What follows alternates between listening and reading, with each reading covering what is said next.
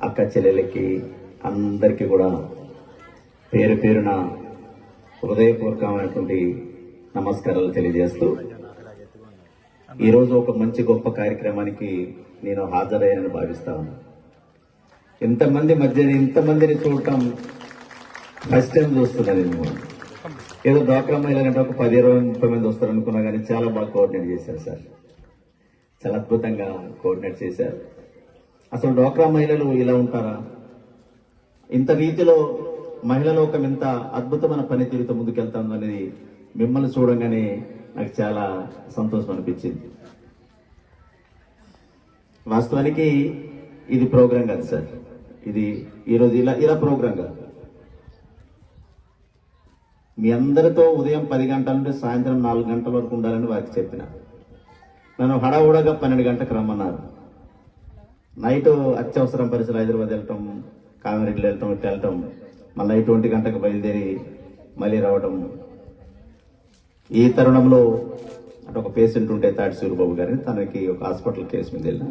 సరే, తను అనారోగ్యాన్ని బారిన పడటం వల్ల సరే నైట్ ఎక్స్పర్ట్ అయ్యారు. సరే, ఏదైనా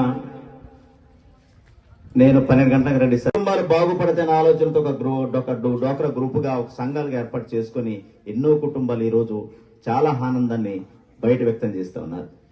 ఇది ఒక చక్కటి కార్యక్రమానికి నాంది పలుకుతున్న సందర్భంగా ఈరోజు ఈ మండలానికి సంవత్సరానికి 30 కోట్లు మీరు ఖర్చు పెట్టాలా? అది బ్యాంకు లింకేజ్ నుండి. అదేవిధంగా శ్రీనిధి నుండి 5 కోట్లు ఖర్చు పెట్టాలా? మీరు 30 కోట్లు ఖర్చు పెట్టండి, 5 కోట్లు ఖర్చు పెట్టండి. మీకు నేను ₹1 నా నిధి నుండి మీకు అందరికి ఇస్తాను. నేను అభివృద్ధికి ఏ స్కీములు మీరు ఎన్నుకోండి, ఆ స్కీముకు నేను మీకు ఇస్తాను. ఏపీఎం గారు, మీ అందరికి నేను చెప్తా ఉన్నా.